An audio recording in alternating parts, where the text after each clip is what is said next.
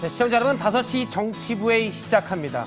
중국 우한에서 시작된 신종 코로나 바이러스의 피해가 점점 커지고 있습니다. 중국 내에서도 하루 새 사망자가 100명을 넘어섰다고요. 네, 사망자는 100명을 넘어섰고요. 확진자는 4,500명을 넘어섰습니다. 사실 국내 상황도 중요한데 네 번째 확진자 이후에 추가 확진자는 없지만 오늘 그 네 번째 확진자의 동선이 공개가 됐거든요. 이 접촉자만 172명에 이른다고 합니다. 172명이요. 네. 일단 접촉자는 확인됐는데 또 어떻게 감염이 됐을지 모르기 때문에 철저한 대비가 필요해 보입니다. 민주당의 인재 영입 2호였죠. 원종건 님이 오늘 인재 자격을 반납했습니다. 네, 어제 한 온라인 커뮤니티에 올라온 글 때문인데요. 이 원 씨의 과거 여자친구라고 주장하는 한 인물이 쓴 글인데 데이트 폭력과 관련된 글이었거든요. 일단 원 씨는 사실이 아니다라고 했지만 당에 뭐 좀 누를 끼치는 것 같다라면서 일단 인재 영입 자격을 스스로 반납을 하고 오늘 총선에도 출마하지 않겠다라고 밝혔습니다. 예, 오늘 점점 커지고 있는 신종 코로나 바이러스를 중심으로 정치권 얘기 집중적으로 살펴보겠습니다. 자리에 앉아서 본격적으로 5시 정치회의 시작합니다.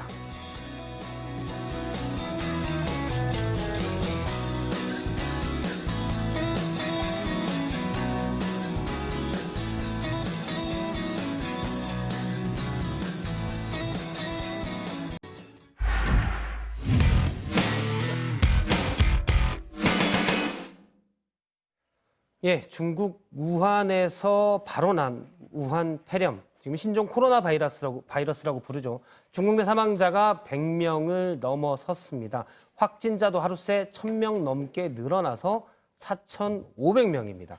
국내에서도 4명의 확진자가 나왔죠. 오늘 네 번째 확진자의 동선이 공개됐는데 입국 후에 일주일간 접촉한 사람이 모두 172명, 특히 전염 위험이 높은 밀접 접촉자는 90명이 넘는 것으로 조사됐습니다.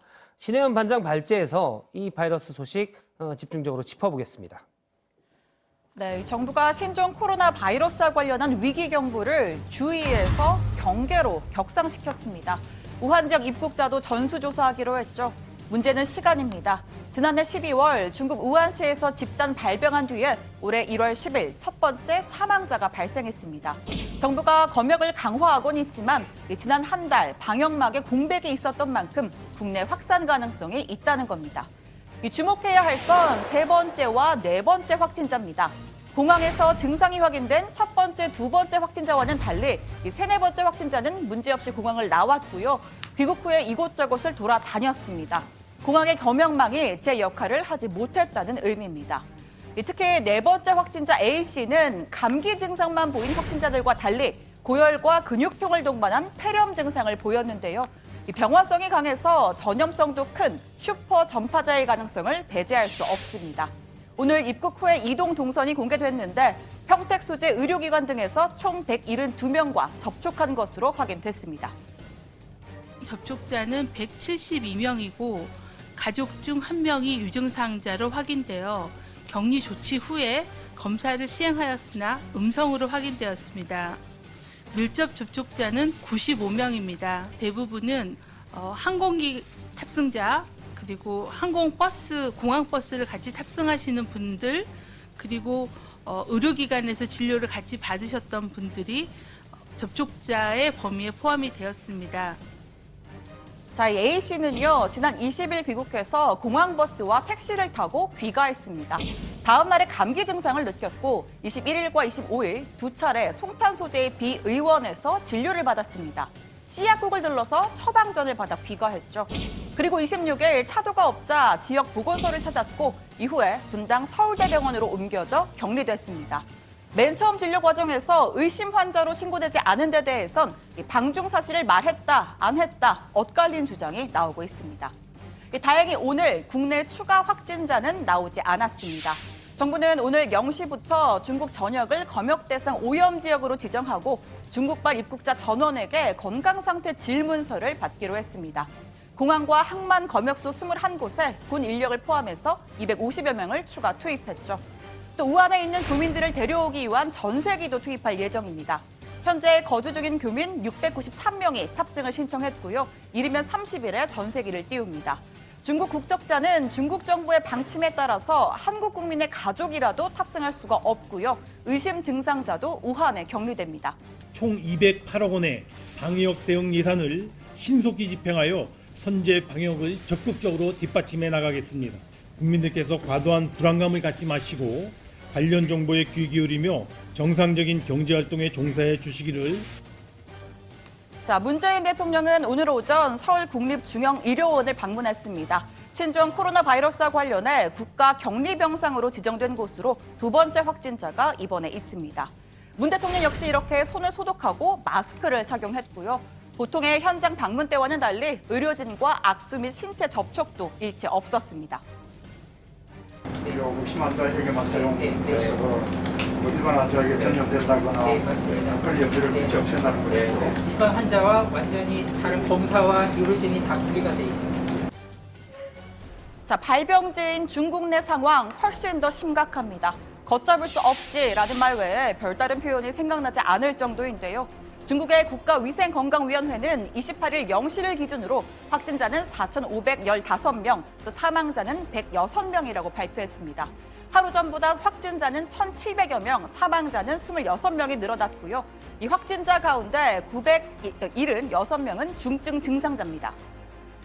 从观察情况看，潜伏期大约在10天左右，最短的潜伏期有1天发病，最长的潜伏期是14天。潜伏期具有传染性，这同SARS 有很大的不同。 자, 수도인 베이징에서도 첫 번째 사망자가 나왔습니다.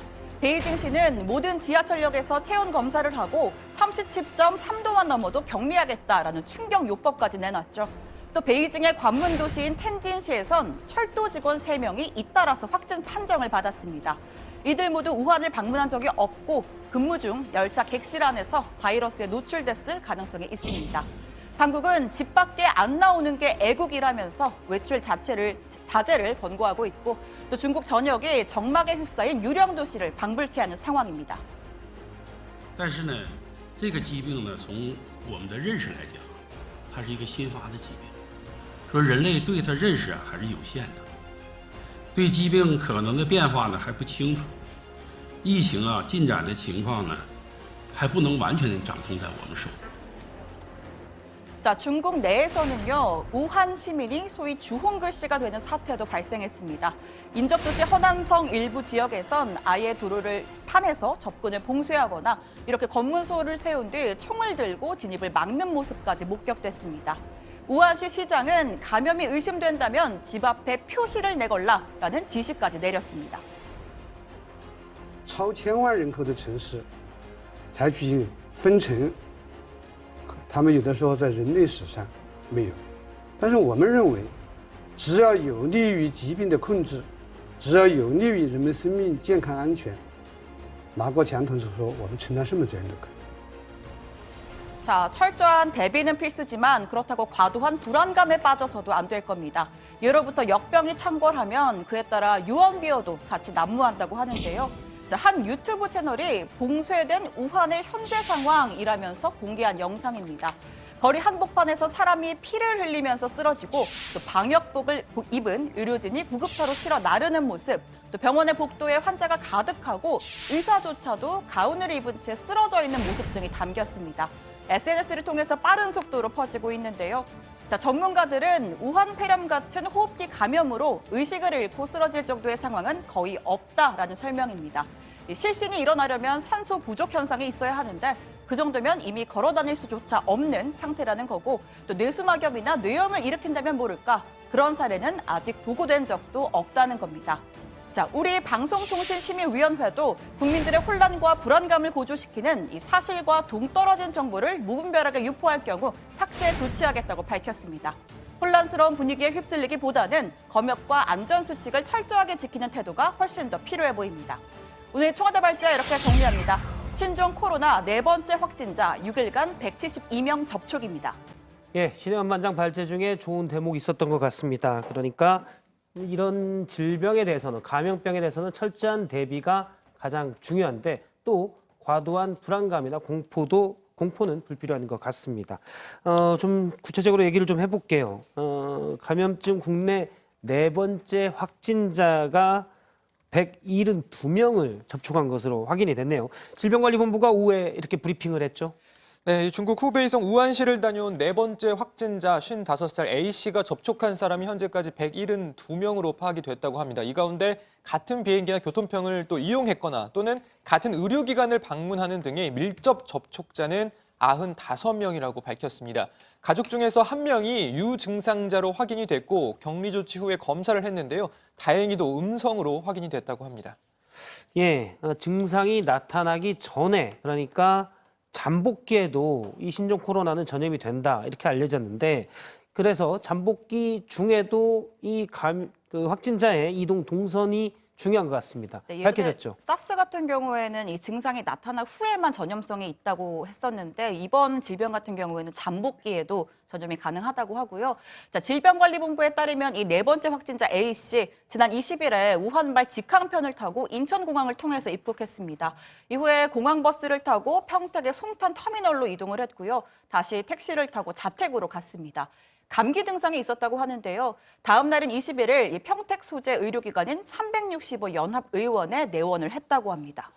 이 병원에 가면 출입국 관리소에서 이 환자가 어디를 다녀왔었다 이런 기록이 자동적으로 뜬다면서요? 네, 이 전산 시스템에 어디를 갔다 왔는지가 기록이 되는데 이 방문 기록이 확인이 됐고 해당 의료기관이 환자에게 사실 여부를 확인했는데 의료기관 측에 따르면 정확한 답변을 당시에는 듣지 못했다라고 합니다.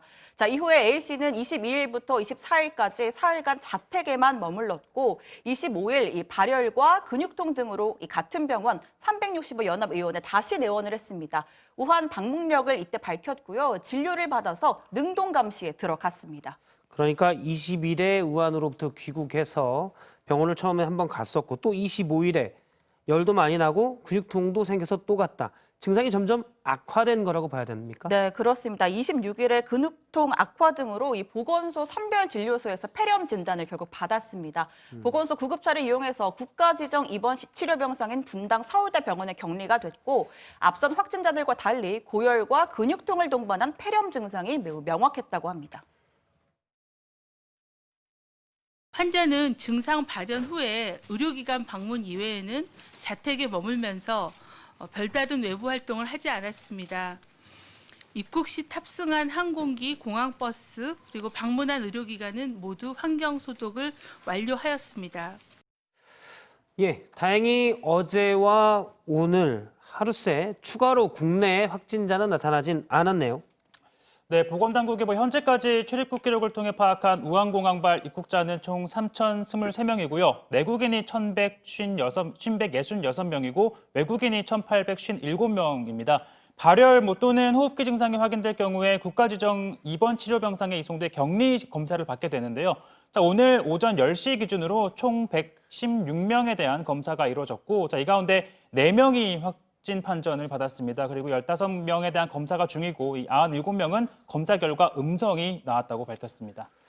예, 정부도 총력 대응에 나서고 있습니다. 중국에서 들어오는 입국자들에 대해서는 전수조사를 하겠다 이렇게 얘기를 했고요.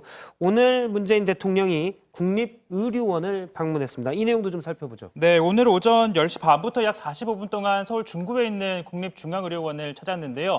자, 국립의료원은 중앙감염병 전문병원으로 지정된 곳이기도 합니다. 자, 현장에 도착한 문 대통령, 자, 악수는 생략하겠다라면서 손을 소독한 다음에 마스크를 저렇게 착용을 하고 상황 보고를 직접 받았습니다. 문 대통령은 과하다는 평가가 있을 정도로 강력한 선제 조치가 중요하다라고 강조했습니다. 우선은 정부 차원에서는 조금 강력한 선제 조치들이 조금 과하다는 이렇게 평가가 있을 정도로 그렇게 강력하게 또 발빠르게 시행될 필요가 있고 또 두 번째로는 우리 이제 의료진들이 필요한 기왕 입국자들에 대한 무증상으로 공항을 출발했던 그런 분들에 대한 전수 조사합니다. 과거 메르스 사태를 언급하면서 2차 감염을 막는 데도 총력을 기울여야 한다고 당부했고요. 또 설 연휴 기간 의료진들의 노고에 감사드린다면서 신종 코로나가 완전히 종식할 때까지 계속해서 긴장하면서 직무를 수행해달라는 말도 전했습니다. 바이러스 사태 때 이 병원에 입원한 환자를 통해서 다른 환자, 심지어는 의료진에게 감염된 그런 사례도 있고 이렇게 충분히 이렇게 관리할 만한 의료체계에 갖춰져 있다. 그 말씀이시죠? 그렇습니다. 다만 이제 이거는 큰 틀에서 조금 상관없지만 이제 저희가 지역적으로 명동하고 동대문 이쪽에 위치하고 있기 때문에 중국 분들이 불쑥불쑥 들어오시는 경우가 계십니다. 그랬을 때 저희들이 이미 설 연휴 기간에도 고생도 많이 하셨는데 이거는 좀 운명적인 겁니다. 이거는 우리 공직중앙의료원이 갖고 있는 역할 자체가 그런 것이니까 정말 설 연휴. 지난주에 신반장이 발제를 할 때도 얘기를 했었는데 증상이 나타나면 무작정 병원에 가지 말고 질병관리본부의 콜센터 번호가 1339인데요. 이 번호로 전화를 하라 이렇게 얘기하지 않았습니까? 그런데 이 번호가 전화를 잘 안 받는다고요. 그러니까 안 받는 게 아니라 현재 연결이 잘 안 된다고요. 네, 그렇습니다. 폭주하는 전화 때문인지 지금 먹통이 되기 일쑤고 어렵게 연결이 돼도 자세한 지침을 주지 않아서 불만이다 이런 호소가 지금 많다고 합니다. 지금 보도국에도 관련 제보가 좀 많이 들어오고 있습니다. 그렇습니다. 일단 보통 전화량이 많은 경우에 지금 모든 상담원이 통화 중이다 이런 안내 멘트가 이제 나오잖아요. 제보자들이 전화를 걸어도 계속 이 멘트만 나올 뿐이고 실제로는 연결이 잘 되지 않고 있다라는 이야기입니다. 이 제보자들 입장에서는 불안할 수밖에 없는 상황인데요. 질병관리본부는 민원이 폭주해서 발생한 일이라면서 1339 이 통화가 지연되면 일단 지역보건소를 통해서 안내를 받아달라라는 입장입니다. 일단 1339 통화가 안 되면 지역 보건소로 연락을 하라고 했는데 제가 듣기로는 저도 이제 제보를 받은 내용인데 지역 보건소도 잘 통화가 어렵다고 합니다. 이 부분은 일단 불안한 마음이기 때문에 누군가 응대하고 어떻게 해야 될지를 알려줘야 되기 때문에 신속하게 좀 과감한 인력 충원이 필요할 것 같습니다. 네, 인력 충원이 사실은 근본적인 대책이라고 할 수가 있을 겁니다. 상담센터 인력을 확대할 예정이라고 하는데요. 문 대통령의 지시사항에 있는 내용입니다. 청와대 한정호 부대변인에 따르면 지금까지도 그렇고 앞으로도 이 콜센터에 문의를 하는 수요가 높아질 텐데 충분히 응대할 수 있도록 이 콜센터 1339의 대응 능력 확대 방안을 조속히 마련하라라는 지시가 있었다고 하고요. 자, 조금 전에 외교부에서 발표를 하나 했는데 제가 아까 있었죠? 발제를 할 때 지금 우한에 있는 교민들을 데리고 오기 위해서 전세기를 정부가 파견할 예정이라고 했는데 자, 30일과 31일 양일간의 전세기를 파견한다고 하면서 이 구체적인 날짜와 시간은 중국과의 협의를 통해서 조금 조정을 하겠다라고 했고요. 또 이 전세기 편으로 마스크 200만 개, 또 방호복, 보호경 각 10만 개를 중국 측에 또 전달할 계획이라고 합니다. 자, 그 전세기를 통해서 들어오는 우리 교민들 2주간 그 격리시설에 들어가 있는다라고 해서 동의서를 또 받았다고 하는데 국내에 있는 임시시설 2곳에 나눠서 이 격리를 시킬 계획이라고 2주간 합니다. 격리는 잠복기가 최대 14일이기 때문에 그때까지 일단 격리를 하는 거죠. 네, 그리고 또 교민들로부터도 관련해서 동의서를 받았다고 합니다. 알겠습니다. 어쨌든 지금 충분히 어떻게 보면 좀 더 과감할 정도까지 이 감염 질병에 대해서 대응을 해야 되는데 관련돼서 청와대 청원도 많이 있다고 합니다. 계약을 연기해달라. 그리고 이런 부분도 있네요. 중국인들의 입국을 아예 금지해달라 이런 얘기도 있다고요. 네, 그만큼 국민들의 우려가 크다라는 걸 또 반증하는 걸 텐데 서울시 교육청 홈페이지에 올라온 청원 글입니다. 자, 개학 시기를 늦추는 방안을 검토해달라라는 내용인데요. 이 교육 일정 차질과 방학 연장으로 인한 민원 우려가 있겠지만 이 방학을 연장해서라도 위험성을 줄여야 하지 않을까라고 청원자는 이런 입장을 밝혔습니다.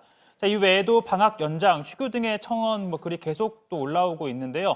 조희연 서울시 교육감은 설 연휴를 지나면서 상황이 위중해졌다라면서 상황에 따라서는 개학을 연기하는 것도 검토해야 한다라는 입장을 밝혔습니다.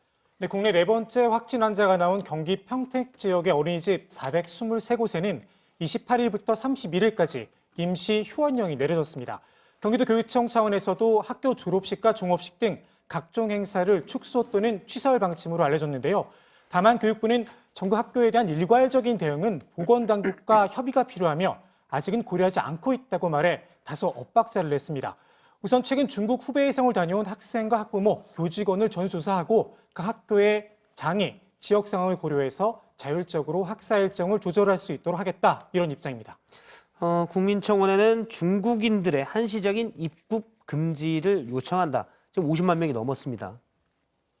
네, 그렇습니다. 지난 23일 올라온 청원 글인데요. 중국발 코로나 바이러스가 확산하면서 북한마저도 중국인 입국을 금지한다면서 춘절 기간만이라도 한시적으로 입국을 금지해달라, 이런 요청이 담겨 있습니다. 자, 우리나라의 이 우한 폐렴이 상륙한 뒤에는 늦지 않겠느냐, 선제 조치가 중요하다, 이런 취지였는데요. 오늘 오후 12시쯤을 기준으로 해서 52만 명이 넘게 참여를 했다고 합니다.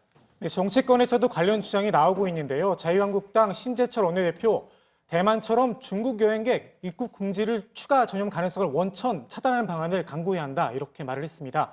그러면서 관련 청와대 국민청원에 대해서 청와대가 말이 없다, 청와대가 중국 정부 눈치 보는 거 아니냐, 이렇게 주장하기도 했습니다.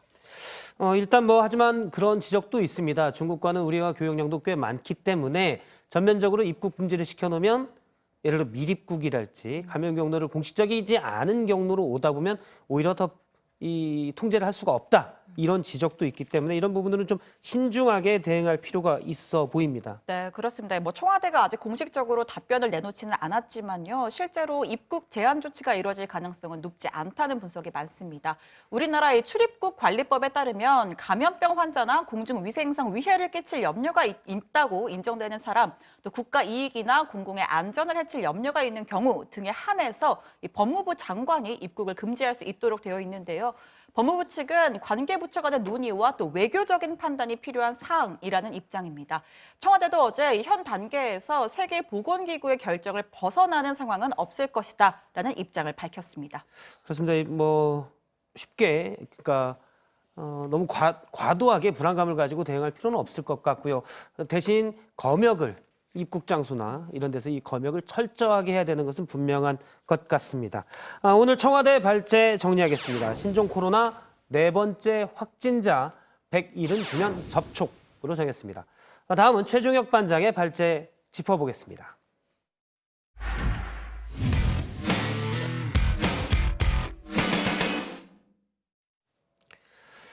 더불어민주당의 두 번째 총선 영입 인재였죠. 원종건 씨가 과거 데이트 폭력 논란이 불거진 지 하루 만에 자격을 반납하고 총선에 출마하지 않겠다고 밝혔습니다. 관련 글에 대해서는 사실이 아니다, 이렇게 주장했지만 당에 누를 끼치지 않기 위해서 총선에 불출마하겠다, 이렇게 밝혔는데요. 야당에서는 일제히 민주당이 제대로 인재 영입을 하지 않았다라고 비판을 했습니다. 오늘 여당 발제에서 이 소식을 좀 집중적으로 보겠습니다. 오늘 원정권님의 입당을 진심으로 환영을 합니다. 그 회견문을 제가 이렇게 들으면서 참 감동을 많이 받았습니다. 네, 이렇게 이해찬 대표가 감동적이다라면서 치켜세웠던 민주당의 2호 영입 인재 원종건 씨, 이 인재 자격을 스스로 반납하고 또 선거에 출마하지 않겠다라고 밝혔습니다. 지난해 12월 29일 영입 이후 지난 23일엔 지역구에 출마하겠다며 또 20대의 당찬 패기를 보여주기도 했지만 이를 닷새 만에 거둬들인 건데요. 바로 이 때문입니다. 한때 사귀었던 여자친구가 저와 관련한 내용을 인터넷에 올렸습니다. 논란이 된 것만으로도 당에 누를 끼쳤습니다. 그 자체로 죄송합니다. 네, 이 원종건 씨가 언급한 건 어제 한 인터넷 커뮤니티에 올라온 글입니다.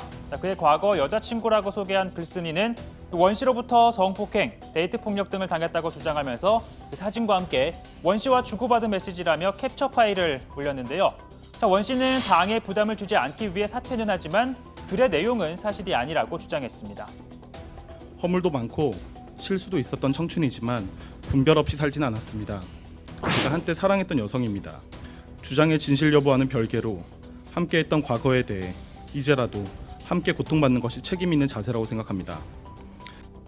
자, 민주당은 당 차원의 공식 입장은 밝히지 않았는데요. 김성환 당대표 비서실장, 이 검증 단계에서는 문제를 인지하지 못했다라면서 그 영역, 그러니까 사적인 영역까지 검증할 수 있는지를 염두에 두지 못해 미안하다라는 입장을 밝혔습니다. 당 차원에서 사실관계나 여러 관련된 내용에 대한 확인을 통해서 결과에 따라서 원칙적으로 엄정하게 대응할 생각입니다. 인재 영입 과정에서도 보다 철저한 관련된 내용에 대해서도 검증을 할 생각입니다. 네, 그러니까 당 차원의 조사 결과가 나온 다음 입장 발표 여부를 판단할 것으로 보입니다. 자, 하지만 야당은 이 논란을 고리로 일제히 민주당을 공격하고 있는데요. 과거 미투 사건에 연루된 여권 인사들을 재차 불각하면서 또 원색적인 비난을 이어갔습니다. 민병두 의원의 페북에 보면은 나에게 눈을 뜨게 해준 원종건이라는 글을 올려뒀다가 미투 의혹 제기된 전 여자친구의 글이 인터넷에 달구자 이 글을 비공개로 전환했습니다. 이 미투는 미투끼리 통하는가 봅니다. 이 논란이 사실이라면 전형적인 미투 범죄자의 그것과 전혀 다르지 않습니다. 그동안 민주당은 성희롱, 성폭행 등 잦은 미투 범죄로 여러 미투당으로 전락한 바 있습니다. 또 원 씨가 민주당 입당 후 가진 한 언론 인터뷰도 꺼내들었는데요. 자, 그가 정부 여당의 페미니즘 정책에 대해서 21대 국회가 반드시 해야 할 숙명이자 또 시대 정신이라고 강조한 점을 이렇게 비판합니다. 모두 사실이라면 원종건 씨의 그 이중적인 태도는 가히 두려운 수준이라 말씀드리고 싶습니다. 여성을 성놀이개로 밖에는 여기지 않는 아주 이중적이자 파렴치한 그리고 법적 처벌을 받아야 하는 심각한 데이트 폭력범일 수 있기 때문입니다. 다만 일각에서는 한국당이 이런 원색적인 공격을 할 자격이 있느냐라는 비판도 나오는데요. 원 씨로 보이는 한 인물이 민주당 입당 전에 민주당과 한국당 모두로부터 영입 제의를 받았고 그 조건과 대우가 달라 고민 중이다라는 글을 올린 것으로 전해지고 있는데 그러자 진중권 전 동양대 교수 한국당은 말할 자격이 없다라고 꼬집었습니다. 자, 한국당은 또 지난해 황교안 대표가 1호 인재로 영입하려 했던 박찬주 전 육군대장으로 한번 찬차례 곤욕을 치렀는데요. 공관병 갑질 논란의 당사자라는 점을 알면서도 영입을 시도하자 당시 당 최고위원들도 일제히 반발을 했었습니다. 그럼에도 황 대표의 반응은요? 오늘 그럼 박찬주 대장을 영입 발표해서 배제하신 것은 가장 큰 이유가 뭔가요? 지금 내 말씀 들었습니까? 배제라니요. 정말 귀한 분이에요. 자, 이런 상황에서 당사자도 당시 적극적으로 해명을 했었죠. 자, 갑질 논란이 불거진 사례들은 거짓, 또 과장된 것이라고 했고 이 지휘관이 병사에게 일을 시키는 건 갑질이 아니라 이 지휘체계에 따른 지시라고도 강조를 했습니다. 자, 그러던 중에 이 같은 발언까지 쏟아낸 겁니다. 저는 군인권센터가 이렇게 병사들을 해서 사령관을 모함한다는 거는 저는 이건 군의 위계 질서를 위해서도 바람직하지 않은 일이라고 생각하고 군인권센터 소장은 삼청교육 때 한번 교육을 받아야 되지 않는 사람인가 이런 생각을 갖고 있습니다. 자, 이 발언 이후 황 대표도 역풍을 의식한 듯 국민의 관점에서 판단해야 할 것 같다며 사실상 영입 철회 결정을 내린 바 있습니다. 자, 아무튼 민주당 이 남자를 공략하기 위해 야심차게 영입했던 2호 인재가 불미스럽게 물러나면서 당은 다소 당혹스러운 분위기인데요. 자, 민주당 한 사람이 낙마하긴 했지만 인재 영입 작업은 계속되고 있는데요. 자, 오늘 14호 인재입니다. 실패에 굴하지 않고 다시 도전하는 청년 기업가 한 분을 영입을 했습니다. 실패의 좌절에 굴하지 않고 다시 도전하는 사람, 최선을 다한 평범한 사람들에게 힘이 되는 정당이 되겠다는 의지입니다. 다만 민주당엔 아직 수면 위로 떠오르지 않은 악재들도 도사리고 있습니다. 자, 부동산 투기 논란이 일었던 김의겸 전 청와대 대변인, 그리고 성추행 의혹으로 정치권을 떠났다 돌아온 정봉주 전 의원, 그리고 하명 수사, 선거 개입 의혹으로 수사를 받고 있는 황운하 전 대전경찰청장과 송병기 전 울산시 부시장 등이 민주당 소속으로 선거에 출마할 자격을 줄 것인지 말 것인지를 두고 고민 중인데 그 결과는 들어가서 전해드리겠습니다. 자, 오늘 여당 발제 이렇게 정리합니다. 민주당 영입 2호 미투 논란의 자격 반납 불출마입니다. 예, 민주당 인재 영입 2호 원종건님에 대해서 얘기를 좀 해보겠습니다. 대중적으로 알려진 인물이어서 세간의 관심이 많았는데 미투 논란으로 오늘 자진 사퇴했습니다. 민주당에서는 상당히 당혹스러울 것 같아요. 당 입장에 공식 입장이 좀 있습니까? 일단 뭐 공식적으로 민주당의 입장이 이렇다라고 내놓은 건 없습니다. 이 홍익표 수석 대변인에 따르면 이 인재 영입 과정에서 원 씨 의혹이 확인되지 않았던 것 같다. 일단 본인이 밝히기 전까지는 사생활이어서 알 수 없다라고 했고요. 다만 지금 이 원 씨가 이 글을 올린 피해 여성과 사실관계에 다툼의 여지가 있다는 입장을 당에 좀 밝힌 것으로 알려지면서 뭐 사실관계와 관련 내용을 확인하고 그 결과에 따라 원칙적으로 엄정하게 대응할 것이라는 게 이 홍익표 대변인의 입장입니다. 일단 현재로서는 한쪽의 주장이지만 원 씨는 본인과 사귀었던 사람이다라는 것은 인정했고 그 사실관계는 인정했는데 나머지 데이트 폭력 부분에서는 인정을 하지 않았습니다. 물론 사생활이어서 당에서는 알 수 없는 부분도 있겠지만 인재로 보려면 뭐 심층 면접이나 이런 걸 통해서 다각도로 좀 더 봤어야 되지 않나 이런 생각도 듭니다. 아무래도 이제 각 정당이 인재 영입을 하나의 이미지로 보고 있기 때문에 이런 일이 생기지 않냐 이런 얘기도 들리는데 원 씨는 민주당을 탈당했습니까? 일단 뭐 탈당계는 제출하지 않았다고 하고요. 그렇다면 뭐 본인은 탈당하지 않더라도 당 차원에서 뭐 문제가 있다면 제명을 할 수 있잖아요. 자, 이에 대해 홍익표 대변인은 당의 조사 결과를 보고 그 여부를 판단해야 한다라고 밝혔습니다. 예, 한국당 반응도 좀 볼까요? 네, 한국당 심재철 원내대표는 원종건 씨에 대해서 재주가 뛰어난 사람을 뜻하는 인재인 줄 알았는데 이게 이 사람으로 인한 재앙인 인재다라고 비판을 했습니다. 박한수 사무총장도 민주당은 인재 영입 기준부터 다시 설정해야 하는 게 아닌가라고 하면서 내용이 사실이라면 원 씨는 물론이고 민주당 역시 피해자를 비롯해 기만당한 국민들에게 사죄해야 마땅할 것이다라고 주장했습니다. 네, 바른미래당은 민주당 DNA에는 겉은 멀쩡해 보이지만 속은 썩어 있는 겉바 속썩이 있다고 주장을 했습니다. 김정하 대변인은 전 여자친구 주장이 사실이라면 폭행과 성폭행에 해당하는 중대한 범죄라고 강조했습니다. 새로운 보수당도 민주당을 향해서 감성팔이 인재 영입쇼가 결국 화를 불렀다고 꼬집었습니다. 과거 민주당 인사들의 미투 연루 의혹을 지적하면서 도덕적 이중성 문제가 도마에 올랐던 더듬어 민주당의 미투 인재가 아직도 부족했던가라고 반문하기도 했습니다. 일단 뭐 범여권 성향의 야당도 비판이 좀 있었던 것 같아요. 정의당 입장은 뭔가요? 정의당이 그 원 씨의 그 사랑했던 여성이다라고 말하는 대목을 이렇게 지적을 했는데요. 뭐 사랑했기 때문에 친했기 때문에라는 말로 폭력을 가리고 있다라고 말했습니다. 한번 들어보시죠. 원 씨는 사퇴 입장문에서 제기된 의혹을 부인하며 파렴치한으로 몰려 참담하다. 한때 사랑했던 여성. 홀로 진실을 위해 싸우겠다고 밝혔습니다. 그렇다면 피해 여성이 거짓말이라도 하고 있다는 말입니까? 피해 여성에 대한 사과 한마디 없는 기자회견문은 그야말로 참담한 대응이라 하지 않을 수 없습니다. 예, 뭐 사실관계에 대해서는 좀 더 당에서 검증을 해보겠다니까 확인이 될 것 같고요. 민주당 공천 얘기를 좀 더 해보도록 하죠. 현역 의원 평가 하위 20%를 개별 통보하겠다라고 했는데 오늘 개별 통보가 이루어졌습니까? 그렇습니다. 부장. 예. 나 떨고 있니? 지금 저한테 반말하신 11시 전인데도 반말을 하시네요. 예. 나 떨고 있니? 예. 지금 요새 조금 긴장을 많이 해서 말을 아무렇게나 좀 하는 경향이 있는 것 같습니다. 예전에 또 그랬습니다. 괜찮아요? 많이 놀랬죠? 이런 거는 제가 잘. 아무튼 앞서 최 반장이 말한 예비 후보들을 포함해서 오늘 민주당 내에서 떨고 있는 사람들이 이래저래 많을 것 같아서 꺼낸 말인데요. 원혜영 공관위원장이 오늘 중에 그 현역 의원 평가 하위 20%에 해당하는 22명에게 직접 전화를 걸어 개별 통보를 한 것으로 알려졌습니다. 여기에 포함되면 경선에서 득표율 20% 감점을 받게 돼서 25에서 25%까지 가산점을 받는 신인들과 맞붙을 경우에는 사실상 승부를 뒤집기 어렵다 이런 관측이 나오고 있습니다.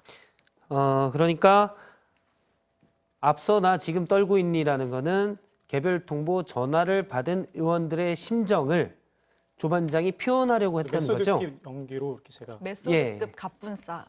일단 제대로 표현은 안 됐던 것으로 보이고요. 누군지는 알려졌습니까?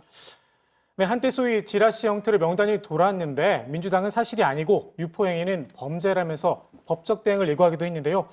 민주당이 비공개 방침을 세운 만큼 명단에 포함된 사람이 누군지는 전해지지 않고 있습니다. 무엇보다 명단이 공개된다면 향후 공천 과정에서 경쟁 후보 또 본선에선 상대당 후보에게 공격의 비밀을 줄 수 있기 때문에 철저하게 보안에 붙여질 것으로 보입니다. 예, 만약 심사 결과에 이의가 있다면 48시간, 그러니까 이틀 이내에 이의 신청을 하는 과정도 있습니다. 그런데 이런 과정에서 이름이 노출될 가능성도 배제할 수 없을 것 같고요.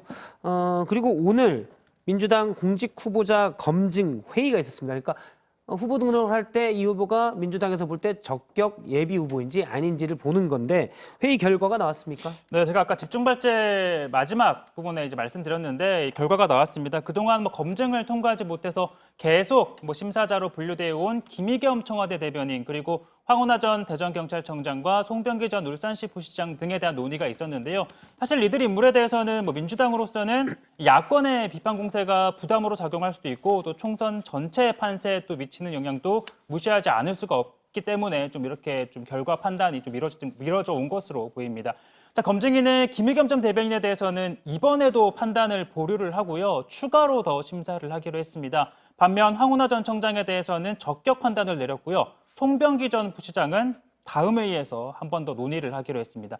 참고로 이낙연 전 총리도 오늘 심사를 했는데 적격 판정을 받았습니다. 그리고 참고로 정봉주 전 의원 같은 경우 제가 앞서 뭐 좀 민주당에서 출마 여부를 두고 좀 고심을 하고 있다라고 전해드렸는데 일단 정 전 의원 같은 경우에는 적격 심사 여부를 신청하지 않은 상태입니다. 하지만 뭐 일각에서는 당 핵심 관계자의 말에 따르면 좀 당에 미치는 선거에 미치는 영향 등을 고려를 해서 좀 불출마하는 것을 권고하지 않겠느냐라는 관측까지 나왔는데요. 현재로서는 당에서는 공식적으로 입장을 밝힌 건 없습니다. 앞서 이제 불출마를 권고하지 않겠냐 이런 부분들은 몇몇 민주당 일부 의원들의 의견이라는 거죠. 공식 입장 같은 건 아니고요. 알겠습니다. 정봉주 의원은 페이스북을 통해서 후보로 등록을 하고 출마할 의지를 강력히 내비치긴 했습니다. 저도 뭐 민주당의 약간 그 핵심이라고 하면 핵심이라고 할 수 있는 사람과 얘기해 보니까 당에서 부담을 갖고 있는 건 사실이다. 이런 얘기를 했고요. 김의겸 전 대변인에 대해서 계속 적격 판정을 내려주지 않는 거는 어떻게 보면 뭐 약간 우회적으로 압박을 하는 거 아닙니까? 사실 그러니까 뭐 일단 부적격을 내리긴 그렇고 본인이 좀 결정하세요. 뭐 이런 거 아닌가요? 검증위 측에서는 이제 과거 김 전 대변인이 자신이 얻은 부동산 차익으로 인한 것을 기부를 하겠다라고 했었는데 그 부분이 아직까지 명확하게 소명이 되지 않았다라는 게 검증위 관계자의 설명입니다. 하지만 뭐 말씀하신 것처럼 지금 당 내에서도 총선에 미칠 파장 등을 고려를 했을 때 적지 않은 부담이 있을 거다라는 관측이 나오잖아요. 그렇다 보니까 좀 자진해서 사퇴할 것을 압박하는 그런 모양새로 비춰지기도 합니다. 알겠습니다. 다음 얘기를 좀 보죠. 그러니까 이번 총선에 인재영입 중에 판사들이 좀 많이 들어가는 것 같습니다. 물론 이전 총선에서도 판사들이 총선 직전이나 뭐 이럴 때 법원을 나와서 후보로 들어가고 당선된 경우도 있지만 이번엔 특히 눈에 띄는 것 같습니다. 여야 모두 많다고요? 그렇습니다. 판사 출신 인사들의 총선 도전 뭐 여야 할 것 없이 잇따르고 있습니다. 말씀하신 것처럼 민주당에서는 사법농단 의혹을 폭로했었던 이탄희 전 판사와 이수진 전 부장판사를 영입한 것 외에도 법관 대표회의 의장을 지냈던 최기상 전 부장판사도 민주당 입당을 고민하고 있다고 합니다. 광주지법에서 전두환 씨 재판을 진행하던 장동혁 전 부장판사 또한 이미 한국당 소속으로 총선에 출마하겠다는 뜻을 내비쳤습니다. 이탄희 전 판사의 경우에는 법복을 벗은 지 1년 넘게 지났지만 다른 인물들은 대부분 총선을 앞두고 사직서를 제출했습니다. 뭐 과거에도 판사가 총선에 이제 물론 그만두고 진출한 일이 많이 있긴 있었잖아요. 그렇습니다. 법복을 벗고 뭐 국회에 입성한 사례는 거의 매 총선마다 있어 왔습니다. 추미애 법무부 장관도 판사를 하다가 15대 총선에 출마를 해서 당선이 됐고 20대 국회에서도 현재 의원직을 상실을 한 이 송기석 전 의원이 광주지법 부장판사를 지내다가 퇴직한 후에 곧바로 출마를 해서 당선이 됐습니다. 자, 그러니까 법원 조직법에 따르면요, 이 법관은 재직 중에 국회 또는 지방의회 의원이 되거나 행정부 공무원을 겸직하는 것을 금지하고 있을 뿐 사퇴한 이후에는 출마하는 데 제한이 없습니다. 일단 법적으로는 문제가 없는 것이 확실한데 뭐 정무적이거나 여러 가지 또 국민 상식 수준도 상식에 따른 그런 기준도 필요할 것 같고요. 신반장 생각은 어떻습니까? 일단 뭐 제 사견이라기보다는 일단 법적으로는 당연히 퇴직 후에 출마하는 것 자체는 문제가 없고요. 다만 이 법관의 중립성과 독립성을 보호하기 위해서 그런 법의 취지를 고려했을 때 재직 중인 상태에서 국회에 소위 러브콜을 받고 이어서 바로 퇴직하고 이동하는 것도 뭐 비판의 소지가 있다라는 의견들이 나옵니다. 전현직 판사가 곧바로 청와대로 가던 관행을 차단하기 위해서 퇴직 후 2년 내에 이후에 청와대에 취업을 할 수 없도록 법원 조직법을 개정한 것도 같은 맥락으로 풀이할 수가 있습니다.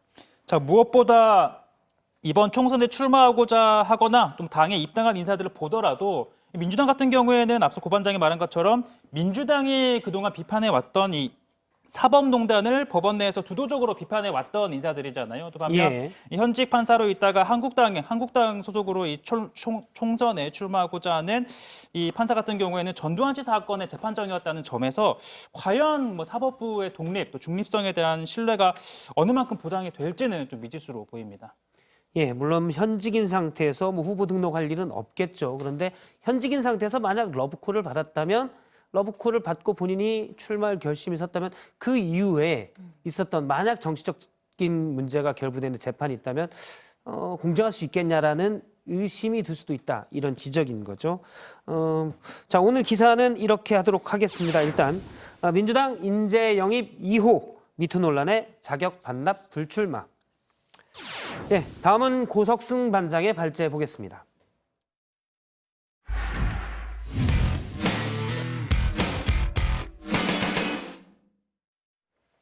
예, 오늘 설 연휴가 지난 후 첫날입니다. 보통 정치권에서는 설 민심이라고 전하는데 이 민심도 사실 전하는 사람에 따라서 다 다릅니다. 과연 설 민심이 어떤 건지 정확히는 뭐 저도 잘 모르겠는데요.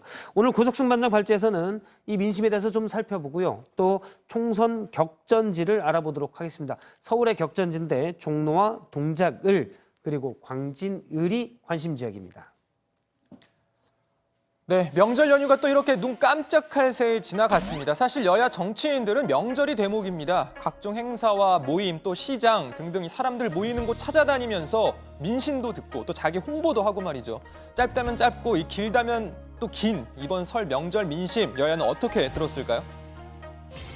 정부 발목 잡기에만 골몰하는 구시대적 정치 행태에 대해 매우 큰 분노와 불만을 나타내셨습니다. 구태 정치를 이번에는 반드시 심판하고 퇴출하겠다는 분명한 민심이 드러난 것입니다. 이제 국민들께서 더 이상 문재인 정권을 두고 볼 수 없으며 이번 4.15 총선을 통해서 문재인 정권에 대한 엄중한 심판이 있어야 한다는 것이 첫 번째 민심이었습니다. 자, 여야가 명절 동안 들었던 민심 내용은 조금씩 달랐지만 정치권이 제발 민생을 먼저 챙겨달라는 요구는 같았습니다. 자, 다음 소식입니다. 최근 야권의 화두는 통합입니다. 한국당과 새보수당이 논의하는 보수통합도 있지만 돌아온 안철수 전 대표와 손학규 대표 간의 통합도 관심입니다. 어제 두 사람이 만났죠. 자, 안 전 대표는 마치 강철수처럼 강하게 내가 비대위원장을 하겠다. 손 대표는 물러나라 뭐 이런 뜻을 또 밝히기도 했습니다. 단도직입적으로 얘기했죠. 하지만 손 대표 반응은 썰렁했습니다. 내가 어떻게 했으면 좋겠느냐 했더니 결국 뭐 지도체제 개편이 있어야 되지 않겠느냐. 그 대안으로 비대위 구성. 그 비대위 구성에서는 누가 할 거냐, 누구한테 맡길 거냐 그랬더니 자기한테 맡겨주면 열심히 하겠다. 자, 손학규 대표는 유승민 의원이 했던 제안과 다를 게 없다면서 부정적인 반응을 보였는데 안 전 대표는 손 대표에게 오늘까지 답을 달라고 했습니다. 내일 의원단 모임이 있습니다. 그래서 그 전까지 고민해 보시고 답을 주셨으면 좋겠다고 말씀드렸습니다. 자, 그래서 오늘 손학규 대표가 답을 했습니다. 일단 거부입니다. 물러날 거면 안 전 대표도 함께 물러나자고 했습니다. 많은 기자, 카메라를 불러놓고 저에게 물러나라고 하는 일방적인 통보, 언론에서 말하는 소위 최후 통첩이 될 것이라고 하는 것은 상상도 못했습니다. 개인 회사의 오너가 CEO를 해고 통보하는 듯 말입니다. 미래 세대에게 당을 맡기자는 제안을 했습니다. 안철수 대표에게 함께 손을 잡고 미래 세대로의 세대 교체를 위해 몸을 바치자고 제안한 것입니다. 자, 안 전 대표의 비대위 요구와 이어진 손학규 대표의 공동퇴진 요구 등으로 바른미래당은 또 한 번 위기가 찾아왔습니다. 바른미래당 의원들도 탈당이냐, 손학규 대표 퇴진 요구냐 의견이 분분하지만 아직 답을 못 내고 있습니다. 향후 상황 더 지켜보겠습니다. 자, 이번에는 총선 승부처 한번 알아보죠. 사실 뭐 총선 최대 승부처는 전통적으로 매년 항상 수도권입니다. 자, 수도권은 우선 의석수가 어마어마합니다. 지난 20대 총선 기준으로 보면 지역구 253석 가운데 절반에 가까운 122석이 수도권에 몰려 있습니다. 자, 그리고 무엇보다 수도권은 지역구도 영향을 크게 받지 않는 대신 바람을 잘 탄다는 점이 중요합니다. 자, 무슨 말인 거 아니? 지역 정당은 없지만 대신 특정 정당으로의 쏠림 현상이 강한 편이라는 겁니다. 자, 예를 들어보죠. 2008년 18대 총선 때는 수도권 의석 81석을 한나라당이, 26석을 민주당이 가져갔지만 자, 2016년 20대 총선 때는 민주당이 82석, 새누리당이 35석을 차지했습니다. 자, 그만큼 수도권은 여론에 민감하다는 뜻입니다. 수도권 안에서도 서울은 핵심 승부처죠. 자, 그리고 서울 안에서도 핵심 중 핵심으로 급부상 중인 지역들이 있습니다. 바로 광진을, 동작을, 종로입니다. 자, 정세균 총리, 추미애 장관, 나경원 전 한국당 원내대표 등 현역 의원들이 모두 여야 내에서 나름 거물급이라는 공통점이 있습니다. 광진을은 현재 한국당에서 오세훈 전 시장이 출마 준비를 하고 있습니다. 민주당에선 추미애 장관의 불출마로 당장 거물급 후보가 필요한 상황인데요. 임종석 전 대통령 비서실장, 김동연 전 경제부총리 등이 거론 중입니다. 자, 그리고 종로는 정세균 총리의 불출마로 여당 후보가 공석일 것 같지만 오히려 한국당이 후보를 내는데 고심 중인 분위기입니다. 민주당은 이낙연 전 총리가 출마를 준비 중이죠. 자, 그리고 동작을 같은 경우에는 현역 의원인 나경원 의원의 출마가 유력한 가운데 민주당은 경선으로 후보를 낼지 전략공천으로 후보를 낼지 고심 중입니다. 자, 그런데 이 서울 승부처 3곳 중에 2곳에서 전략카드로 검토 중인 인사가 있습니다. 바로 고민정 전 청와대 대변인인데요. 관련 내용을 직접 저희 스튜디오에서 브리핑한다고 하니까요. 한번 연결해 보겠습니다. 네, 반갑습니다. 고민정입니다. 청와대 대변인일 때는 이 정치부 회의에 한 번도 나올 수가 없었는데 지금에서라도 이렇게 나올 수 있게 돼서 너무 반갑습니다. 선거에 출마하기 위해서 청와대를 나섰고요. 그리고 두렵지 않은 것은 아닙니다. 무척 떨리기도 합니다. 하지만 맞서지 않으면 넘어설 수 없다는 것도 잘 알기 때문에 용기를 냈습니다. 한 달 전쯤인가요? 아이들하고 그 겨울왕국 2 만화를 봤는데요. 그때 그 엘사라는 주인공이 이 거친 파도 앞에서 숨겨진 세상을 향해서 파도에 몸을 던지는 모습을 보면서 아이들한테 저렇게 용기를 내야지 네가 원하는 걸 할 수 있어라는 이야기를 했던 기억이 납니다. 그래서 지금 제 기분은 그 파도 앞에 서 있는 것 같습니다. 하지만 피하지 않을 거고 또 당당히 맞서도록 하겠습니다. 네, 제 브리핑은 여기까지고요. 질문 있으면 해주시죠. 네, 자, 오늘은요. 제가 잠시 야당 반장에서 전 청와대 출입 기자로 질문을 한번 해보겠습니다. 자, 그럼 아직 출마 지역은 정하지 않은 건가요? 네, 아직은 정해지지는 않았습니다. 계속해서 당과도 논의를 하고 있고요. 이 선거라는 것이 결국 저 하나 국회의원이 되고자, 배지가 되고자 나선 것은 아니기 때문에 좀 더 전체적인 그 선거 구도 또 판도 봐야 될 것이고 어느 곳에 갔을 때 고민정이라는 사람이 더욱 큰 효과를 낼 수 있을지를 좀 판단을 해야 되기 때문에 시간이 좀 걸리는 것 같습니다. 자, 그럼 혹시 현재 희망하고 있는 지역구 따로 없으십니까? 글쎄요, 그거를 다 말씀드리면 재미없겠죠. 하지만 이제 당에게는 저로서도 입장을 얘기를 하기는 했습니다. 하지만 그것이 당의 전략과 또 저의 의중과 또 국민들의 민심과 이것이 잘 교차되는 지점에서 선정이 되지 않을까 생각을 하고 있습니다. 그래서 기다리고 있는 상황입니다. 자, 마지막 질문 하나 더 드리겠습니다. 자, 네. 현재 거론되고 있는 지역구는 대부분이 전략공천 대상 지역인데요. 동작을 같은 경우에는 아직 확정은 아니지만 경선 가능성도 큽니다. 동작을이건 아니건 경선에 그럼 직접 나설 수도 있으신 건가요?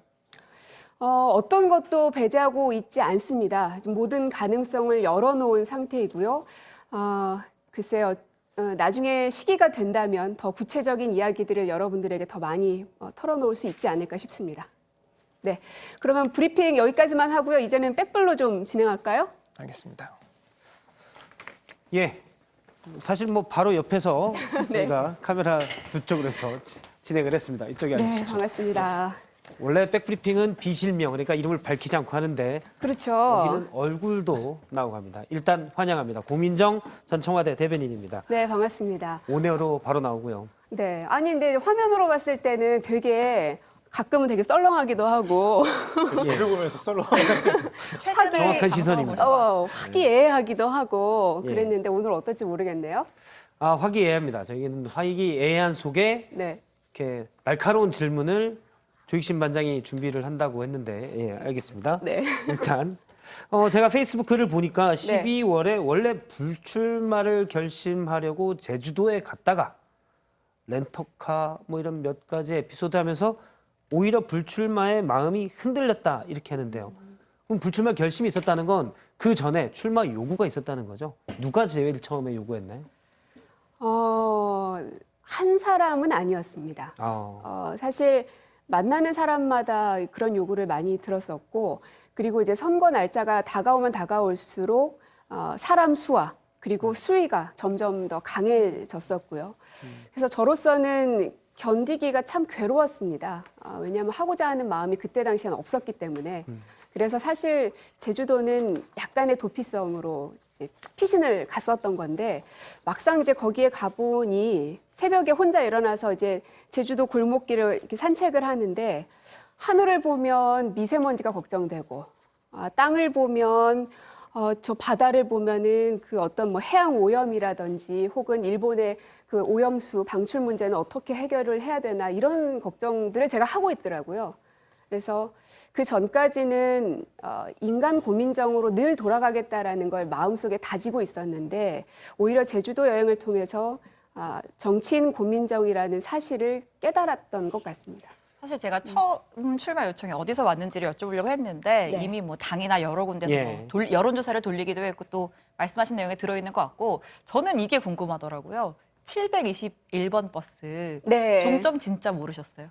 아니 모르죠. 그 종점 다 보고 타세요? 버스 타실 때? 근데 너무 그 버스 맨 앞에 이렇게 건대 입구 이렇게 딱 네. 써 있어가지고 근데- 저희도 한번 발제로 다룬 적이 있었거든요. 근데 사실 이제 건대 입구도 그렇고 그쪽은 이제 제 고향입니다. 제가 어렸을 때부터 살던 곳이고 중학교 1학년 때까지 그 건대 입구 바로 그 근처에 있는 구이중학교를 예. 다녔었거든요. 그래서 이제 어린 시절의 추억이 다 있는 곳이라 낯선 곳은 아니지만 뭐 그렇다고 해서 버스를 탈 때마다 그거를 이제 보고 타지는 않았었는데 딱 올리고 나서 기사를 보니까 다 이제 그 내용으로 올라와 있더라고요. 그래서 야, 대한민국 기자들의 취재력과 상상력이 정말 대단하구나 놀랐습니다. 그 상상력 때문에 하나 더 이제 네. 공에서 여쭤보는 건데, 지역구를 떠나서 오세훈 전 시장하고 나경원 전 원내대표하고 지역을 다 떠나서 그냥 개인적으로 붙어보고 싶은 사람, 이거는 지역이랑 관계없이 고른다면 두 분 중에 누구를 고르고 싶으세요? 누구랑 하면 잘 어울릴 것 같습니까? 저요? 네. 고민정은 누구랑 붙여야 더 나을 것 같다. 이 말에도 걸리지 않을까요, 이게? 그냥 개인적 생각으로 개인적 얘기하는- 생각이니까. 개인적 생각으로. 네. 근데 저는- 저희가 듣고 싶은 건 고민정 전 대변인 얘기니까 그렇죠. 조 반장은 짧게 짧게. 하세요. 저는 오세훈 전 시장 개인적으로는 왜요? 여자 대결 너무 식상하고 아, 여자 남자 대결. 그냥 후보 대 후보로 보는 게 낫지 않나. 저는 뭐 동작을도 괜찮다고 생각을 해요. 그러니까 나경원 전 원내대표가 있는 자리에 가서 네. 맞붙는 것도 괜찮다고 생각을 해요. 그런데 말을 자꾸 이렇게 브리핑 네네. 하시면서 저희한테 돌리지 마시고 고 전 대변인 생각은 어때요? 그러니까 저도 사람들의 의견을 참 많이 듣습니다. 예.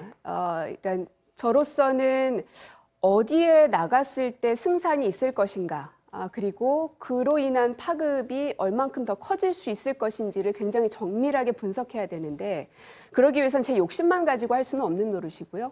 그래서 사람들의 의견을 참 많이 듣습니다. 기자들의 의견은 물론이고요. 그냥 제 친구들, 학교 예. 친구들의 의견도 많이 듣고, 근데 얘기를 들어보면 다 이 비슷한 얘기들을 하시더라고요.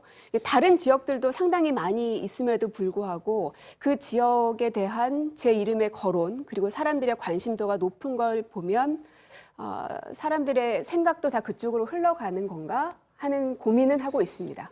그 소셜 미디어에 썼던 글을 가지고 이제 그 다음 날 언론에서 강제인을 예측했다라는 걸 보고 좀 그랬죠. 놀라셨다라고 했는데, 네. 그때 이제 해명을 하시면서 했던 말씀이 이 시인의 아내로서 이 메타포가 이렇게 정치에서 영향을 지니는지 몰랐다라는 라고 말씀하셨는데 이때 좀 여쭤보고 싶은 게 지금 말씀하신 것처럼 남편분이 시인이시잖아요. 네. 사실 시인이라고 하면 좀 현실 정치와는 좀 거리가 있다라고 생각할 수밖에 없는데 남편분께서는 현실 정치에 뛰어든다라고 했을 때 좀 어떤 반응이셨는지.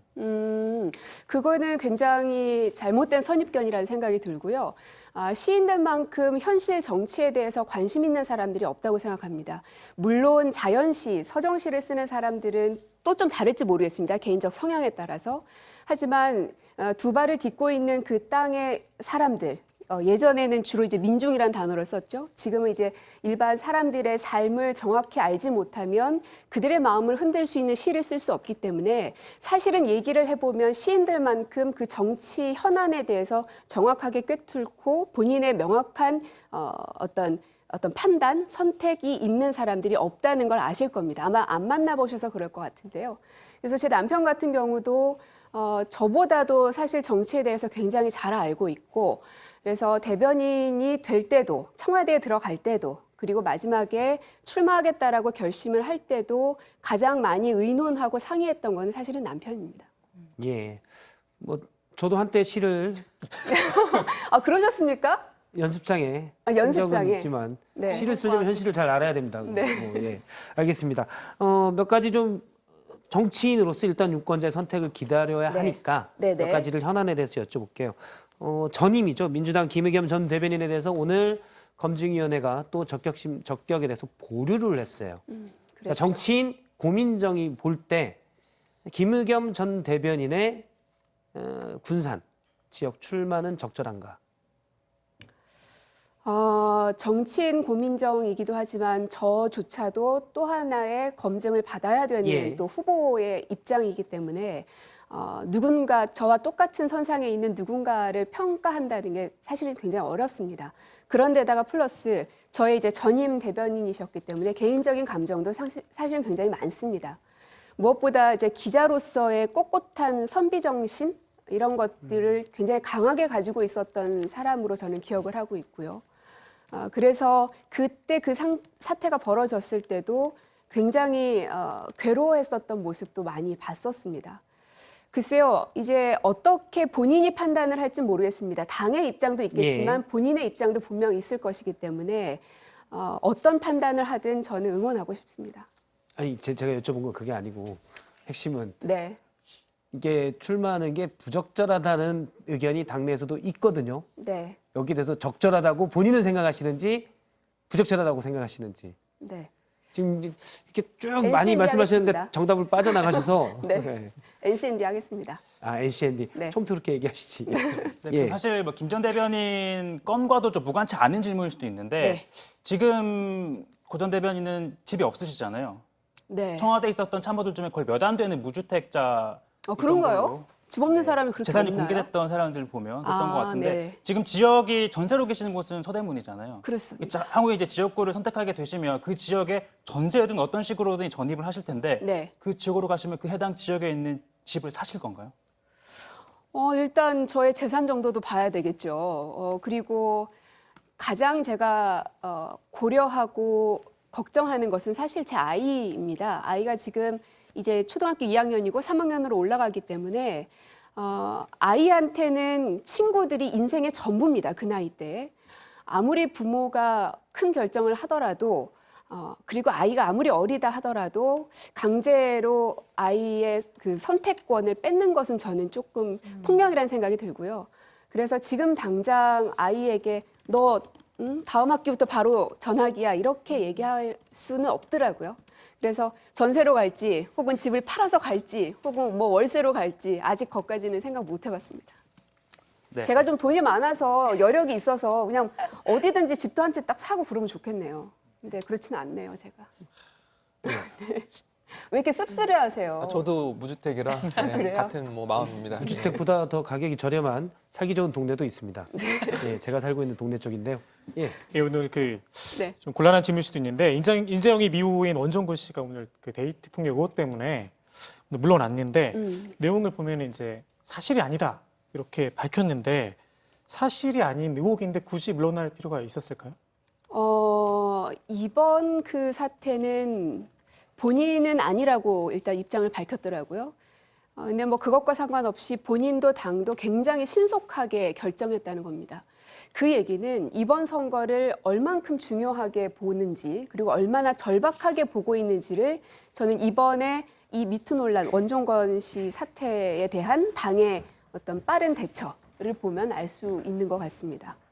어떤 면은 선거에 미칠 영향 때문에 사실 여부와 관련 없이 어떤 정부적 판단에 의해서 그렇다는 건데 또 다른 예로 비슷하게 보면 예를 들어 최강욱 공직기관 비서관 기소가 됐잖아요. 네. 그러면 물러나야 됩니까? 안 물러나야 됩니까? 지금 사실 검찰과 청와대 혹은 검찰과 법무부의 뉴스가 꽤나 오래 있었습니다. 제가 대변인으로 있을 때도 한창이었었으니까요. 근데 국민들이 이제 보시기에는 굉장히 복잡합니다. 뭐 인사에 대해서도 얘기가 나왔다가 기소권에 대해서도 나왔다가 근데 결국은 이 최강욱 비서관에 관한 문제에 있어서만큼은 어떤 조사를 하기도 전에 기소를 했다는 것입니다. 그러니까 거기에 대한 문제가 있는지 없는지 여부를 분명 판단해야 된다고 생각이 들고요. 제가 이제 대변인을 하면서 언론인 여러분들을 쭉 만나면서 가장 안타깝고 속상하고 화가 났던 부분은 뭐냐면 어떤 문제가 터졌을 때 그 문제의 핵심을 보지 않고 변두리를 많이 보곤 합니다. 물론 하루하루 발제도 해야 되고 그다음에 사실관계를 이렇게 좀 국민들에게 알려줘야 될 의무가 있기 때문에 그런 부분은 당연히 그 기자로서 취재를 해야 될 영역이긴 하겠지만 그 사태가 왜 벌어졌고 왜 그런 입장문이 나왔는지에 대한 핵심을 봐야 되는 건데 이 문제 같은 경우는 과연 조사 한번 하지 않고 기소하는 것이 옳은 것이었는가?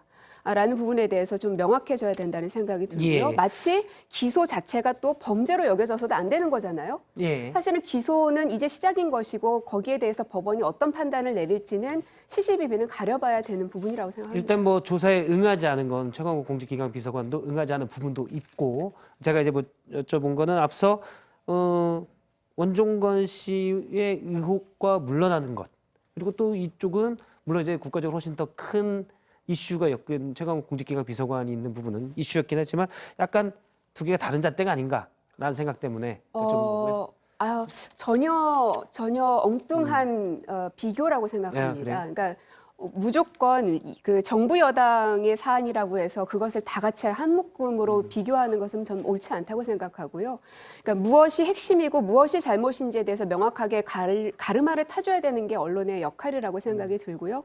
그래서 이 원종건 씨의 부분에 대해서는 사실 여부와 관계없이 이 정치적인 어떤 역풍 혹은 이 선거에 미칠 영향들 때문에 빠른 판단을 했던 것으로 보이고 이 최강욱 비서관 문제에 대해서는 과연 기소를 그렇게 하는 것이 맞는지에 대해서 아직 판가름이 나지 않았습니다. 그런데 그것을 이것과 비교하면서 왜 빨리 이 사람을 나가게 하지 않느냐라고 비교하는 것은 그거는 맞지 않는 비교인 것 같습니다. 알겠습니다. 이게 시간이 없어서 저희가 계속하면 조익신 국회반장이 계속 저기 서 있어야 돼서 예. 준비한 게 잘립니다. 네. 그래서 뭐 여기까지 듣기로 하고 혹시 신현 반장 더 물어볼 게 있나요? 청와대 반장이니까. 질문하고 싶은 게 있는데 답이 길어질까 봐 좀 질문하기 네, 짧게 어려운데 할게요. 사실 그 이번 최강욱 비서관 갈등의 본질에 대해서 얘기를 하셨는데 본질은 청와대 검찰 간의 갈등이고 사실 역대 정부 중에서 그 어느 정부보다 지금 검찰에 대해서 좀 날을 세운다고나 할까요? 적극적으로 청와대 입장을 표현을 했고 대변인 입을 통해서도 대변을 하기도 했었는데 어쨌든 삼권 분립이 있는 국가에서 청와대 핵심 인사가 검찰의 기소를 쿠데타라고 표현을 해서 지금도 논란이 되고 있거든요. 이런 부분이 표현을 문제라는 직접적으로 거. 하시는 네. 것에 청와대 관계자가 직접 현직에 있는 관계자가 이런 표현을 직접 사용하는 거는 문제가 없다고 보시는지요? 저는 바로 이게 문제라고 생각이 드는 겁니다. 이 문제의 핵심을 보지 않고 그 사람이 썼던 말, 어떤 뭐 쿠데타라는 단어 이런 것을 가지고 기사를 쓰면 당연히 사람들은 거기에 대한 관심도는 높아질 겁니다. 하지만 지금의 상황을 쿠데타라고 명명한 것은 아닙니다. 거기에 대한 비유를 한 것이지. 그렇기 때문에 뭐가 본질이고 무엇이 그것을 포장하고자 하는 포장지인지를 명확하게 구분해줘야 된다고 최 생각합니다. 비서관이 직접 본인의 명의로 입장문을 낸 것인데 물론 그렇기는 합니다. 네. 네. 그렇다면 청와대에 있는 모든 사람들은 늘 정해져 있는 단어들만 가지고 어떤 브리핑이나 입장문을 낼 수는 없는 노릇이니까요. 거기도 다 사람이니까요. 예, 알겠습니다. 나중에 한번 시간을 만들어서 지금은 저희가 조익신 반장이 계속 서 있으니까 한번 너튜브로 해서 무한정에서 한번 좀 얘기를 너튜브? 유튜브. 예. 무한정으로? 예, 무한정으로 한번 해보도록 하겠습니다. 오늘 나와주셔서 고맙고요. 네, 사실 감사합니다. 뒤에 질문이 좀 더 있었는데 그러게요. 중간에 얘기가 길어서 못 들었네요. 아쉽네요. 아쉽습니다. 끝까지 보고 가겠습니다. 예, 알겠습니다. 네, 고맙습니다. 예, 다음은 조익신 반장의 발제 보겠습니다.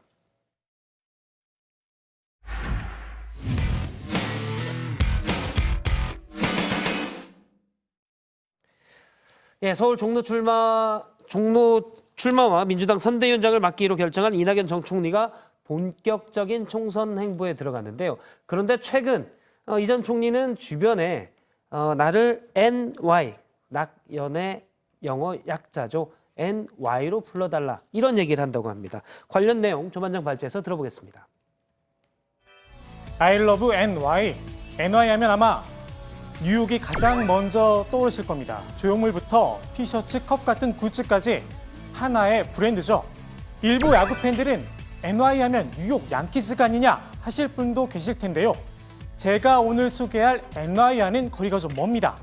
정치권에 새롭게 등장한 약자 NY, 바로 이낙연 전 총리입니다. 이 전 총리 이번 총선을 위해 SNS 서포터즈를 모집 중인데요. 이름이 NY 서포터즈입니다. 당초 I love NY를 슬로건으로 고려했지만 그저 뉴욕 브랜드와 겹친다는 지적에 일단 접었다고 합니다. NY, 아직은 어색하니 이 전 총리의 약자를 측근들이 밀기 시작했습니다. 이 전 총리의 일정을 공유하는 기자 단톡방, 이름이 NY 일정 공지입니다. 일정을 올리는 측근의 프로필 사진 역시 I love NY입니다. 양지원 전 총리실 민원정책 팀장이 곧 책을 하나 출간하는데요. 책에서도 이 전 총리 NY 약자로 표현을 했습니다. NY에게는 자신의 삶이 없다. 나는 도무지 이렇게 살 자신이 없어. 내 이름으로 된 정치는 꿈꾸지 않게 됐다. 이 전 총리의 측근들이 NY 약자에 집착하는 이유, 바로 이들 때문입니다. JP, YS, DJ, 이른바 3긴 시대를 구가하며 정치적 일가를 이룬 분들입니다. 우리나라에서 최초로 약자를 사용한 정치인은 JP입니다. 미국의 젊은 대통령인 존 F 케네디가 JFK란 약자로 불리자 이를 차용해서 JP란 약자를 만든 겁니다. 이후 정치인들의 약자를 퍼뜨린 건 언론이었습니다. 한정된 지면에 이름과 직책을 다 담기보다는 DJ, YS, JP, 약자를 써넣는 게 더 효율적이었습니다. 약자를 쓰기 이전 정치인들은 호를 사용하기도 했습니다. 백범, 우남, 약상 등 호가 이름을 대신했습니다. 약산 고생 많았어. 이렇게 하나씩 같이 해보자고. DJ YS도 후광, 거산, 호가 있었지만 지금은 약자로도 기억이 됩니다. 정치인의 약자, DJ YS처럼 대통령을 꿈꾼 이들에겐 탐이 날 수밖에 없었나 봅니다. 수많은 이들이 약자를 만들었습니다. CY, 92년 대선에 나섰던 정주영 전 현대그룹 회장이 DJ YS처럼 나도 CY로 불러달라 요청을 했지만 아마 기억하시는 분 없으실 겁니다. IJ, DY, MJ, GT, 수많은 약자들이 나왔지만 측근들만 일부 사용하다 조용히 사라졌습니다. 약자의 권위가 무너진 건 노무현 전 대통령 때입니다. 탈권위, 삼김시대와 차별화를 위해 약자를 사용하지 않았습니다. 대신 노라는 한자로 통칭됐습니다. 당시 대선에서 경쟁을 벌인 이회창 전 총리도 창으로 불렸습니다. 삼김시대 이후 유일하게 약자를 남기는 데 성공한 정치인이 있긴 합니다. 바로 이명박 전 대통령입니다. MB라는 약칭으로 불렸는데 2메가바이트라는 별명이 큰 역할을 했다는 분석도 있습니다. 현재까지 정치권의 대세는 유력 정치인의 성을 따르는 겁니다. 친문, 친황, 친안, 성이 정치인을 대표합니다. 여기에 정치인 팬덤이 자리를 잡으며 이름 대신 애칭을 부르는 변화도 생겼습니다. 저는 인이 별명 좋아요. 그 전에는 제가 성이 문씨라서 그냥 달님이라고 많이 불렀거든요. 저에 대한 아주 사랑을 담은 그런 이제 애칭인데 그것도 이제 좋기는 하지만 약간 좀 쑥스럽잖아요. 듣는 저로서는. 근데 인이 하니까 훨씬 더 친근하게 느껴져서 좋고요. 레드준표, 강철수, 이름만으로 담을 수 없는 특정 이미지를 지지자들에게 심어주는 효과가 있습니다. 상김시대의 추억을 되살린 NY. 사실 요즘 젊은 사람들은 정치인의 약자보다 SM, JYP가 더 친숙할 겁니다. NY란 약자가 귀에 익으려면 상당한 시간과 소통이 필요하겠죠. NY란 약자가 살아남을 수 있을지 한번 지켜볼 일입니다. 펭수는 누굽니까? 펭수는 누굽니까? 그리고 펭수는 누굽니까? 최 반장도 호심탐탐 숟가락 얹기를 시도하는 대세 캐릭터 펭수. 한국당이 총선을 맞아 펭수를 소환했습니다. 여의도 연구원이 펭수 열풍을 분석해 총선 전략을 내놓은 겁니다. 한국당의 생존 전략은 크게 3가지. 공감, 소통, 혁신을 꼽았습니다. 분석 자체는 정확합니다. 문제는 한국당에서 소화가 가능하겠냐는 겁니다. 스스로 젊은 감각을 자랑하는 박성태 부장도 이런 실수를 저질렀습니다. 다만 새롭게 확인된 내용이 하나 있습니다. 예. 펭수는 지금까지 본인의 성별에 대해서 남자나 여자 이런 성별이 없다라고 주장해 왔는데 예. 제가 취재한 바에 따르면 펭수의 성별이 것으로 확인됐습니다. 펭수는 펭수일 뿐 구태연한 성별 구분, 이분법 거부합니다. 펭수 어록도 살펴볼까요? 휴일에 연락하면 지옥 간다. 일도 쉬어가면서 해야죠. 잘 쉬는 게 혁신이다. 정말 직장인 대통령, 직통령다운 시원한 발언입니다. 그런데 한국당 입장과는 결이 좀 다른 듯합니다. 우린 8시간 한다면 또 쉬고 또 8시간 하고 또 쉬고 우리가 뭐 천재만 모이는 것이 아니지 않습니까? 주 52시간밖에 안 된다. 하니까 애 키우는데 학비 요즘 얼마나 많이 듭니까? 펭수가 요즘 워낙 핫하다 보니 정치권으로 소환돼 애꿎은 고초를 겪는 일이 종종 있습니다. 홍보에 이용이 되는가 하면 안철수 전 대표와 누가 정치를 잘할 것 같냐 대결까지 펼쳤습니다. 펭수에게 직접 물어보진 못했지만 아마 이런 입장일 겁니다. 웩, 정신 챙겨. 웩. 애템, 펭수가 신나게 놀 수 있게 정치권에서 신경을 좀 꺼주면 어떨까 싶습니다. 제가 오늘 준비한 소식은 여기까지입니다. 오늘 국회 발제 이렇게 정리합니다. NY 약자 띄우는 이낙연, 대선 향한 큰 그림. 사실 정치인 이름을 약자로 부르는 건 미국에서 시작된 겁니다. 뭐 저도 익숙치가 않았는데 사실 미국에서는 몇 명이나 이렇게 약자로 불렀습니까? 일단 뭐 정치부에도 SB 체제에서 ST 체제로 이번에 전환이 됐는데. 네. 저도 처음 들었는데 네. ST 체제하니까 그렇습니다. 마치 스탠다드의 약자인 것처럼 들리기도 합니다. 성태입니다. 박성태. 예. 네.